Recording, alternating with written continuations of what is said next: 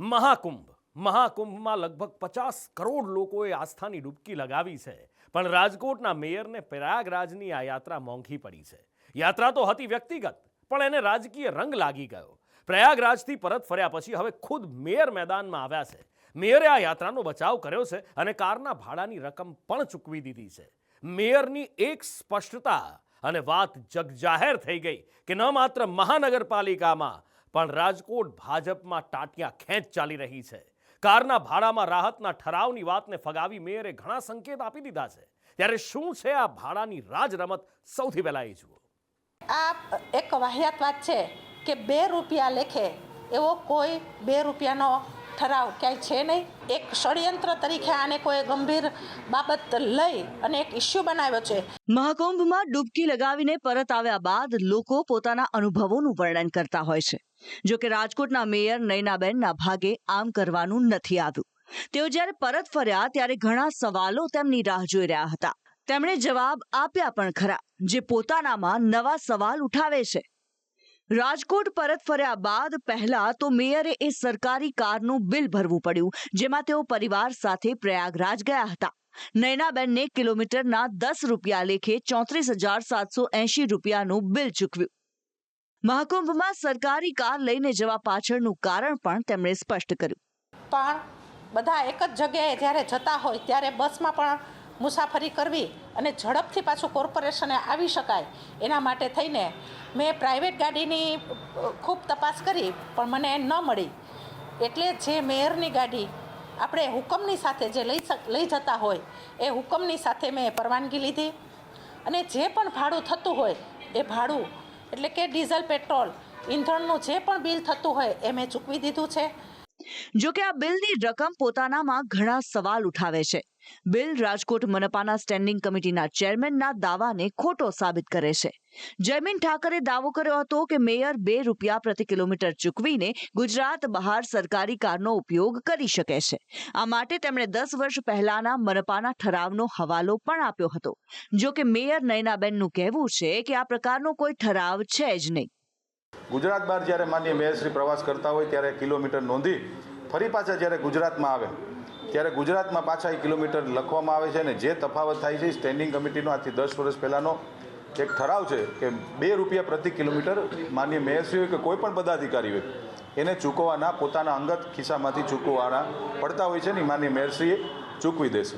આ એક વાહિયાત વાત છે કે 2 રૂપિયા લેખે એવો કોઈ 2 રૂપિયાનો ઠરાવ ક્યાંય છે નહીં. સરકારશ્રીના નિયમ પ્રમાણે ઠરાવની અંદર જે ભાવ નક્કી કરેલા છે એ ભાવ પ્રમાણે મેં ભાવ પણ ભરી દીધો છે અને એનું બિલ પણ આપને જોતું હોય તો મળી જશે. મેયર અને સ્ટેન્ડિંગ કમિટીના ચેરમેનના દાવા પોતાનામાં વિરોધાભાસી છે. સવાલ એ છે કે બંને મહાનગરપાલિકાના સત્તાધીશો હોવા છતાં તેમને ઠરાવની સાચી માહિતી નથી કે પછી ઠરાવના નામે બીજું કંઈ નોંધાઈ રહ્યું છે. મહાકુંભમાં મેયરની કારની જે તસવીરો વાયરલ કરવામાં આવી હતી તેમાં કારમાં કપડાં સુકાતા પણ નજરે પડ્યા હતા. આ આક્ષેપને નયનાબેને પોતાની સામેનું ષડયંત્ર અને મહિલાની ગરિમાને ઠેસ પહોંચાડતા ગણાવ્યા. રહી કપડાં સૂકવવાની વાત, તો ત્યાં દોરીની કોઈ વ્યવસ્થા હતી નહીં, ખીલ્લી પણ હતી નહીં ને ખીટી પણ હતી નહીં.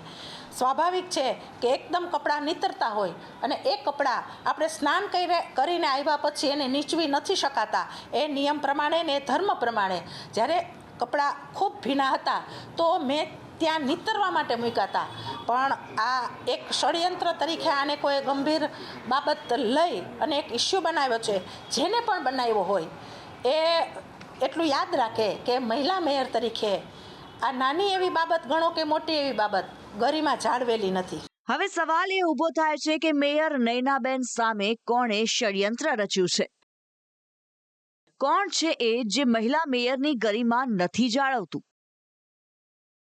શું રાજકોટ ભાજપમાં કે મનપાના સત્તાધીશોમાં આંતરિક ખેંચતાણ ચાલી રહી છે?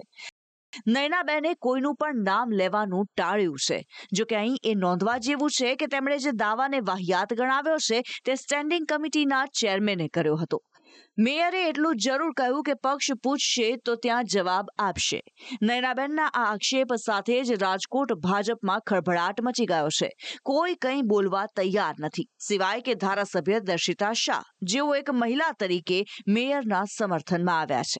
એટલે એમને જે કાંઈ પણ એવું લાગ્યું હશે કે એમના આત્મસન્માનને ઠેસ પહોંચી છે એવું લાગ્યું હશે અને એ બાબતે એ મારું ધ્યાન દોરશે તો ચોક્કસ દરેક બહેનોની સાથે હંમેશા હું એક બહેન તરીકે એમની પડખે છું, એવી રીતે એક બહેન તરીકે હું પણ એક બહેનની સાથે હંમેશા હોઉં જ છું. તો આ તરફ રાજકોટ મનપાના આ વિવાદ વચ્ચે કોંગ્રેસ આક્રમક મૂડમાં છે. કોંગ્રેસે મહિલા મેયર પ્રત્યે સંવેદના દર્શાવતા ભાજપના સત્તાધીશો પર ભ્રષ્ટાચારમાં ગળાડૂબ હોવાના આક્ષેપ કર્યા છે. આ ભાજપના પાપ સાપરે સડીને પોકારે છે, એના પાપ બહાર આવી રહ્યા છે. અંદરો અંદરનો જે એમનો વિખવાદ છે, ક્યાંક ભ્રષ્ટાચાર થઈ રહ્યો છે અને એમાં ભાગ બટાઈમાં વાંધો પડે છે અને ભાગ બટાઈનો જે વાંધો રહ્યો એ અત્યારે હાલ બજારમાં આવી ગયો છે. અમે તો વર્ષોથી કહેતા આવીએ છીએ કોંગ્રેસ પક્ષ તરીકે, વિરોધ પક્ષ તરીકે, કે ભાજપ ભ્રષ્ટાચાર કરે છે, કોર્પોરેશનમાં કરોડો રૂપિયાનો ભ્રષ્ટાચાર થઈ રહ્યો છે અને મહિલા જ્યારે પોતાની આપવીતી આજે દરેક મીડિયા સમક્ષ રજૂ કરી ત્યારે દુઃખની લાગણી અનુભવું છું. આ કિસ્સા પરથી એ વાત પણ સાબિત થાય છે કે સત્તાધીશો જનતા પાસેથી ઉઘરાવેલા કરવેરાનો ઉપયોગ કેવી રીતે કરે છે. એક સત્તાધીશ અંગત ઉપયોગ માટે સરકારી કારનો ઉપયોગ કરે અને તેના માટે નજીવા ભાડાની જોગવાઈ હોય ત્યારે પારદર્શક અને કાર્યક્ષમ વહીવટના દાવાનો છેદ ઉડી જાય છે. હવે જોવું એ રહેશે કે રાજકોટ મનપાના આ વિવાદમાં નવા ફણગા ફૂટે છે કે પછી હંમેશની જેમ ઘીના ઠામમાં ઘી પડે છે. બ્યુરો રિપોર્ટ, સંદેશ ન્યૂઝ. કોંગ્રેસમાં એક સમયે મોટું નામ તો શું, કોંગ્રેસની ધરી કહો તો પણ ખોટું નહીં, અહેમદ પટેલ. કોંગ્રેસના મોટા નિર્ણયોમાં જેમની કેન્દ્રીય ભૂમિકા રહેતી એ જ સ્વર્ગીય અહેમદ પટેલનો પરિવાર હવે કોંગ્રેસથી વિમુખ થઈ રહ્યો છે. દીકરી મુમતાઝ પટેલની નારાજગી બાદ હવે પુત્ર ફૈઝલ પટેલે કોંગ્રેસને રામ રામ કહી દીધા છે, અલવિદા કહી દીધું છે. એમનો આક્ષેપ છે કે કોંગ્રેસ એમને કામ નથી કરવા દેતી. સાથે જ ફૈઝલના નવા રાજકીય ઠેકાણા વિશે પણ અટકળો તેજ બની ગઈ છે. ચૂંટણી કોઈ પણ હોય, પણ કોંગ્રેસમાં એક સાંધે ત્યાં 13 તૂટે જેવી હાલત જ હોય. તડજોડમાં કોંગ્રેસને સૌથી વધુ નુકસાન થાય છે. આ વખતે પણ એવું જ થયું છે. આ વખતે અહેમદ પટેલના પુત્ર ફૈઝલ પટેલે કોંગ્રેસને ઝટકો આપ્યો છે. ફૈઝલે રોષ પ્રગટ કરતા કોંગ્રેસ સાથે છેડો ફાડવાની જાહેરાત કરી દીધી. સોશિયલ મીડિયા પોસ્ટમાં ફૈઝલે લખ્યું કે ખૂબ પીડા અને વેદના સાથે મેં કોંગ્રેસ માટે કામ કરવાનું બંધ કરવાનો નિર્ણય કર્યો છે. ઘણા સમયથી આ એક મુશ્કેલ સફર રહી છે. મારા સ્વર્ગસ્થ પિતા અહેમદ પટેલે તેમનું આખું જીવન દેશ, પક્ષ અને ગાંધી પરિવાર માટે કામ કરવામાં સમર્પિત કરી દીધું. મેં એમના પગલે ચાલવાનો પ્રયાસ કર્યો, પણ દરેક પગલે મને ના પાડી દેવામાં આવી. હું શક્ય એટલી રીતે માનવજાત માટે કામ કરવાનું ચાલુ રાખીશ. કોંગ્રેસ પાર્ટી હંમેશાની જેમ મારો પરિવાર રહેશે. મને ટેકો આપનાર તમામ નેતાઓનો હું આભાર માનું છું. ફૈઝલના આ શબ્દો કોંગ્રેસ સામેનો અસંતોષ દેખાડે છે, જેને જોતા ભાજપને કોંગ્રેસ પર નિશાન સાધવાની તક મળી ગઈ. કારણ છે અહેમદ પટેલનું એક સમયનું રાજકીય કદ. આગેવાન અને ધુરંધર નેતા. હવે લોકોને પણ વિશ્વાસ નથી રહ્યો અને એના જે આગેવાનો, કાર્યકર્તાઓ છે એમને પણ કોંગ્રેસ ઉપર વિશ્વાસ નથી. આ કોંગ્રેસ એ પોતાના કાર્યકર્તાઓ અને નેતાઓને કોઈ વિચારસરણી આપી શકતી નથી. દેશને દોરી જવાનો રાહ, દેશને નવી દિશામાં લઈ જવાની જે પહેલ એક પણ આગેવાનમાં દેખાતી નથી. જો કે કોંગ્રેસના મતે બધું જ સલામત છે. કોંગ્રેસના નેતાઓને વિશ્વાસ છે કે ફૈઝલ પટેલને તેઓ મનાવી લેશે, એમની નારાજગી દૂર કરાશે અને તેમને ગમતી જવાબદારી સોંપાશે. પાર્ટી એમની સાથે જોડાયેલી છે, એ પાર્ટી સાથે જોડાયેલા છે.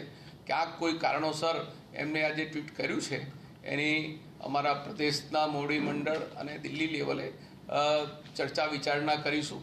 અને અત્યારે એ યુવાન છે, ખૂબ નાની વયે છે, એમનું માન સન્માન જળવાય, એમના પરિવારનું માન સન્માન જળવાય, એના માટે કોંગ્રેસ પાર્ટી કોઈ પાછીપાની નહીં કરે અને એમના માટે, એમના સન્માન માટે પાર્ટી બધું જ કરશે. ફૈઝલ પટેલ અચાનક કોંગ્રેસથી નારાજ નથી થયા. આની શરૂઆત લોકસભાની ચૂંટણી વખતે થઈ હતી, જ્યારે ફૈઝલે પોતાના પરિવાર માટે કોંગ્રેસમાંથી ભરૂચની ટિકિટ માંગી હતી. પણ કોંગ્રેસે ગઠબંધન હેઠળ ભરૂચ બેઠક આમ આદમી પાર્ટીને આપી હતી અને તેના કારણે ન માત્ર ફૈઝલ પણ તેમના બહેન મુમતાઝ પટેલ પણ કોંગ્રેસથી નારાજ થયા હતા. હાઈકમાન્ડ સામે તેમણે વિરોધ અને અસંતોષ પણ વ્યક્ત કર્યો હતો. પણ હવે આ વિરોધ ચરમસીમાએ છે. એવું પણ કહેવાય રહ્યું છે કે ફૈઝલ કોંગ્રેસના સદસ્ય છે જ નહીં અને આ જ કારણ છે કે તેમના પોતાના ટ્વીટમાં કોંગ્રેસ છોડવા કે રાજીનામા જેવા શબ્દનો તેમણે ઉલ્લેખ નથી કર્યો. જો કે તેમની આ પોસ્ટથી કોંગ્રેસમાં દોડધામ જરૂર મચી ગઈ છે. સવાલ એ ઉઠી રહ્યા છે કે ફૈઝલ પટેલ હવે કયા પક્ષમાં જોડાશે, એ લોકો વચ્ચે કેવી રીતે રહેશે. એવી પણ અટકળો છે કે ફૈઝલ ટૂંક સમયમાં ભાજપમાં જોડાઈ શકે છે. જૂન 2023માં ફૈઝલની ભાજપના પ્રદેશ પ્રમુખ CR પાટીલ સાથેની એક તસવીર શેર કરતા કોંગ્રેસમાં ચર્ચાઓનો દોર શરૂ થયો હતો. હવે ફૈઝલની પોસ્ટે ફરી એકવાર કોંગ્રેસની ઊંઘ ઉડાડી દીધી છે. ત્યારે જોવાનું એ છે કે ફૈઝલ પટેલ હવે શું કરે છે. બ્યુરો રિપોર્ટ, સંદેશ ન્યૂઝ. હીરા ઉદ્યોગમાં મંદી છે કે નહીં? રત્ન કલાકારો, એમનો પરિવાર કહેશે કે એમાં કોઈ શંકા જ નથી કે મંદી છે. પણ હકીકત એવી છે કે અત્યાર સુધી આ સવાલનો કોઈ સીધો અને સ્પષ્ટ જવાબ મળ્યો નથી. ઉદ્યોગકારોમાં પણ આ અંગે બેમત જોવા મળી રહ્યા છે. પણ સાંસદ પરસોત્તમ રૂપાલાએ લોકસભામાં આ વાતને સ્પષ્ટ કરી દીધી છે. હીરા ઉદ્યોગમાં મંદી હોવાનો અને તેના કારણે બેરોજગારીથી રત્ન કલાકારોની હાલત કફોડી થઈ હોવાનો તેમણે સ્વીકાર કર્યો છે. એટલું જ નહીં, એમણે કેન્દ્ર અને રાજ્ય સરકાર બંનેને રત્ન કલાકારોની વાહરે આવવા અપીલ કરી છે. થોડા સમય પહેલા જ ડાયમંડ જગતના ઉદ્યોગપતિ અને રાજ્યસભાના સાંસદ ગોવિંદ ધોળકિયાનું એક નિવેદન ચર્ચામાં હતું. હીરા ઉદ્યોગમાં મંદી પાછળ તેમણે લેબગ્રોન ડાયમંડમાં તેજીને કારણરૂપ ગણાવી હતી. જોકે લેબગ્રોન ડાયમંડના ઉદ્યોગકારોએ મંદીની ધોળકિયાની વાતને નકારી કાઢી હતી. પણ હવે આ વાત વધુ સ્પષ્ટ બની છે, કેમ કે હીરા ઉદ્યોગમાં મંદીની સ્પષ્ટતા સંસદમાં કરાઈ છે અને આમ કરનારું બીજું કોઈ નહીં પણ રાજકોટના સાંસદ પરસોત્તમ રૂપાલા છે. લોકસભામાં તેમણે હીરા ઉદ્યોગમાં મંદી અને રત્ન કલાકારોની બેરોજગારીનો મુદ્દો ઉઠાવ્યો. સાથે જ રત્ન કલાકારોના બાળકોને અને પરિવારને મદદ માટે સરકાર સમક્ષ માંગ કરી છે. अभी वर्तमान में डायमंड सिटी में डायमंड में जो मंदी चल रही है, उस मंदी के वजह से उनमें काम करने वाले, मजदूरी करने वाले कारीगरों का बड़ा खस्ता हाल हो रहा है. सरकार से गुजारिश है कि राज्य सरकार के साथ मिलकर उन कामदारों के बच्चों की पढ़ाई न रुक जाए. मंदी की वजह से उनके बच्चों को फीस भरने की दिक्कत आ रही है. उनका शारीरिक शैक्षणिक वर्ष ना बिगड़े, उसकी कोई व्यवस्था की जाए और उसको आरोग्य के लिए सुविधा मुहैया कराने का काम हो, ऐसा मेरा आपके माध्यम से सरकार को अनुरोध है. હીરા ઉદ્યોગમાં મંદી છે કે નહીં તે અંગે અત્યાર સુધી એકથી વધુ મત પ્રવર્તતા હતા. ડાયમંડ સિટી સુરતમાં મંદીને કારણે ઘણા રત્ન કલાકારો બેરોજગાર થઈ ગયા. ઘણાએ સૌરાષ્ટ્રમાં પોતાના વતન પરત ફરવાની ફરજ પડી. ઘણા રત્ન કલાકારોએ પોતાના બાળકોને ખાનગી શાળામાંથી ઉઠાવી સરકારી સ્કૂલમાં મૂકવાની ફરજ પડી. પરિવારોની હાલત કફોડી બની ગઈ. એવામાં સંસદમાં રૂપાલાના નિવેદનથી રત્ન કલાકારોને હાશકારો થયો છે કે કોઈએ તો તેમની વ્યથાને વાચા આપી. નિવેદન દૂર આયે દેર આયે દુરસ્ત આયે એવી વાત છે કે જ્યારે મોડું આવ્યું પણ સારું આવ્યું. તો આ બાબતે ભૂપેન્દ્રભાઈની સરકારે, જે દાદાની સરકાર આપણે કહીએ છીએ, તો એને છોકરાઓનું ધ્યાન રાખવું જોઈએ એવું મારું માનવું છે. તો અસંખ્ય એવી ફરિયાદો મારી પાસે આવે કે ભાઈ ફી નથી ભરી એટલે બાળકોને પરીક્ષામાં બેસાડવા નહીં દઈએ. તો આ ફરિયાદોના કારણે ઘણા પરિવારો જેને સ્વાભિમાન વાલું હોય, ઘણા પરિવારો પોતાના બાળકોને ઉઠાડી અને દેહમાં આ ગામડે વૈયા જાય છે અથવા તો સરકારી સ્કૂલમાં મોકલી દે છે. પ્રાઇવેટ સ્કૂલોને પણ સમજવું જોઈએ. હાલની પરિસ્થિતિ જે ખરાબ છે ડાયમંડની, બહુ અત્યંત ખરાબ છે. કારણ કે લોકોને આપઘાત કરવો પડે છે, જેને લઈને ડાયમંડ યુર્કર પણ સેવા બહુ સારી રીતે કરી રહી છે. પણ એ સેવા ક્યાં સુધી ચાલે? જ્યાં સુધી કોઈ સરકાર સારી યોજનાનો, કોઈ કારીગરને લગતી સારી યોજનાનો કંઈક સરકાર લાભ આપે તો કારીગરને પણ રાહત થાય અને બધા માટે સારી સચવાઈ રહે. રોજગારીના અભાવથી કંટાળીને કેટલાક રત્ન કલાકારોએ તો આપઘાત જેવું અંતિમ પગલું પણ ભર્યું છે. ઘણા પરિવારોએ પોતાના મોભીને ગુમાવ્યા છે. આ પરિવારો હાલ કેવી રીતે ગુજરાન ચલાવે છે તેનો એક દાખલો અમે આપને બતાવીએ. સુરતના વૈશાલી પટેલના પતિ રત્ન કલાકાર હતા. જોકે તેમણે આપઘાત કરી લેતા તેઓ જેમ તેમ કરીને પોતાનું અને પોતાના 2 બાળકોનું ગુજરાન ચલાવે છે. હીરા ઉદ્યોગની મંદીથી જિંદગીએ એવો ટર્ન લીધો કે હવે સ્થિતિ ક્યારેય પૂર્વવત થઈ શકે તેમ નથી. મેં 2.5 વર્ષથી મુશ્કેલીનો સામનો કરી રહી છું. મારા હસબન્ડ હતા તો સારું હતું, હવે નથી તો તકલીફ બહુ છે અમને. છોકરાઓને ક્યાંથી ભણાવવું, ક્યાંથી શું કરવાનું અમારે. એમને સુસાઇડ કરીને. કેટલી મુશ્કેલીઓનો સામનો કરો? બહુ ઘણી મુશ્કેલીનો સામનો કરવો પડે છે. તમે શું કરો છો? મેં હમણાં 2500માં ખાલી જોબ કરું છું 1 કલાક માટે. છોકરાના કારણે જોબ પર પણ નથી જવાતું મારે. કે એનું કોણ કરશે છોકરાઓને. વિશ્વાસ તો રાખું છું કે કંઈ થશે સારું એમ, કે કરે તો સારું એમ, બધા માટે સારું છે. આ સ્થિતિ પોતાનામાં હીરા ઉદ્યોગ અને રત્ન કલાકારોની વાસ્તવિક સ્થિતિનું વર્ણન કરે છે. આવા તો અનેક પરિવારો છે જેમની ચમક હીરા ઉદ્યોગની મંદીએ છીનવી લીધી છે. તો આ હીરા ઉદ્યોગના અગ્રણી દિનેશ નાવડિયાએ રૂપાલાની વાતને આવકારી છે. હીરા ઉદ્યોગમાં મંદીનો સ્વીકાર કરતા તેમણે રત્ન કલાકારોના પરિવારોને મદદ કરવા સરકાર સમક્ષ માંગ કરી છે. છેલ્લા 2 વર્ષથી ડાયમંડ ઇન્ડસ્ટ્રીની અંદર મંદીના માહોલના કારણે ઇન્ડસ્ટ્રી સાથે સંકળાયેલા રત્ન કલાકારો સુરત શહેરમાંથી માઇગ્રેશન કરીને માદરે વતન જતા રહ્યા છે. એની પાછળનું કોઈ કારણ હોય તો બાળકોની શૈક્ષણિક ફી ભરવા માટેની વ્યવસ્થા નથી, કામ મળે છે, ઇન્કમ ઓછી છે, એની માટેના પ્રોબ્લેમ ક્રિએટ થયા છે. કેન્દ્ર સરકારને રાજ્ય સરકાર સમન્વય કરીને આવા રત્ન કલાકારોને તાત્કાલિક શૈક્ષણિક ફી પૂરી પાડે એ જે માંગણી કરી છે તે બદલ બંને સાંસદોનો ઇન્ડસ્ટ્રી વતી ખૂબ ખૂબ આભાર વ્યક્ત કરીએ છીએ. જોકે લેબગ્રોન ડાયમંડ ઉદ્યોગ સાથે સંકળાયેલા અગ્રણીઓનું માનીએ તો ડાયમંડ ઉદ્યોગમાં મંદી છે જ નહીં. તેમનું કહેવું છે કે લેબગ્રોન ડાયમંડ ઉદ્યોગ નેચરલ હીરાના કારીગરોને રોજગારી આપી રહ્યો છે. છેલ્લા 5-10 વર્ષમાં કોઈ રત્ન કલાકાર નવો બન્યો જ નથી, એટલે રોજીરોટી તો સીનમાણી જ નથી. જે નેશનલના ફેક્ટરીઓ હતી એ લેબગોનમાં ટ્રાન્સફર થઈ ગઈ છે અને ઇવન 85% માણસો લેબગોન ઘસતા થઈ ગયા છે.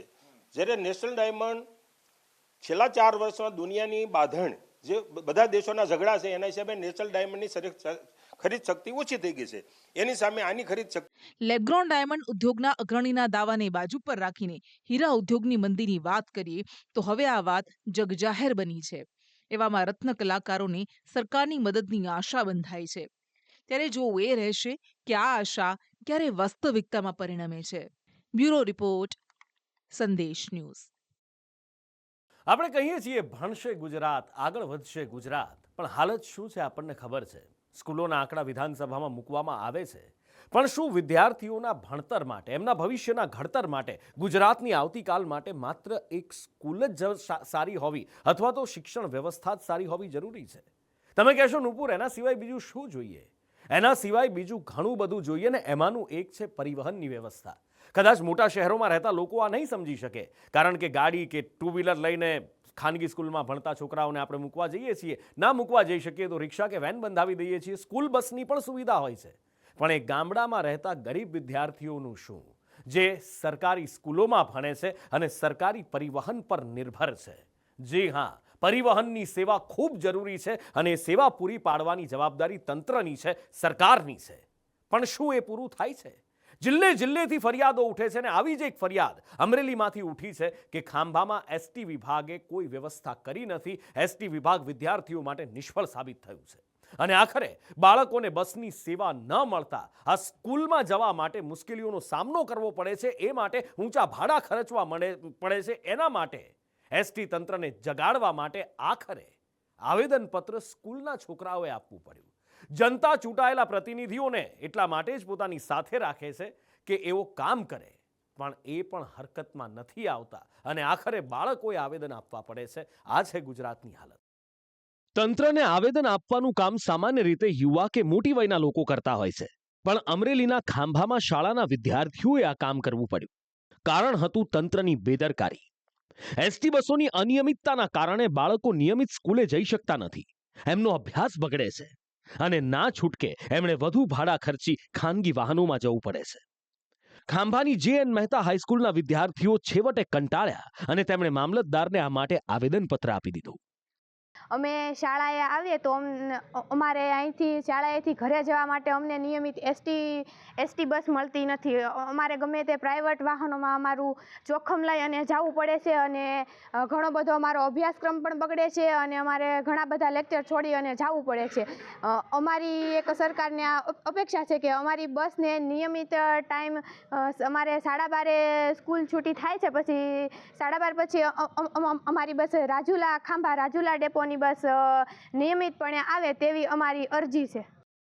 વિદ્યાર્થીઓનું માનીએ તો રાજુલા ખાંભા રાજુલા તેમજ ધારી ખાંભા લાસા રૂટ પરની એસટી બસો નિયમિત ધોરણે અનિયમિત છે, બંધ પણ છે, જેના કારણે તેમણે ખાંભા સુધી જવા ઘણો સંઘર્ષ કરવો પડે છે. ત્યારે વિદ્યાર્થીઓ હવે આ રૂટ પરની બસ નિયમિત કરવાની માંગ કરી રહ્યા છે. મારી બસ ધારીખામાં લાસાવાળી બંધ છે. ઘણા સમયથી 1 મહિનાથી બંધ હોવાથી અમારે પ્રાઇવેટ વાહનમાં તગડી રકમ દઈને અમારે જવું પડે છે. અમારે સ્કૂલેથી છૂટ્યા બાદ અમારે ઘણો સમય સુધી અમારે બેસવું પડે છે અને અમારી બસ મોડી આવે છે. આ સરકારને નમ્ર વિનંતી છે કે અમારી બસ સમયસર ચાલુ કરાવે એવી અમારી નમ્ર વિનંતી છે. અને અમારે તમે બસ ચાલુ નહીં કરાવો તો અમારે રસ્તા પર આંદોલન કરવું પડશે. એસટી બસની નિયમિતતા માટે શાળાના વિદ્યાર્થીઓએ આંદોલન કરવાની ચીમકી આપવી પડે એ એસટી વિભાગ માટે શરમજનક વાત છે. બાળકોની આ સમસ્યાના ઉકેલ માટે પ્રજાના પ્રતિનિધિઓએ પણ આગળ આવવાની જરૂર છે. આ માટે જ તો લોકો મત આપીને ધારાસભ્ય અને સાંસદને ચૂંટે છે. બ્યુરો રિપોર્ટ, સંદેશ ન્યૂઝ.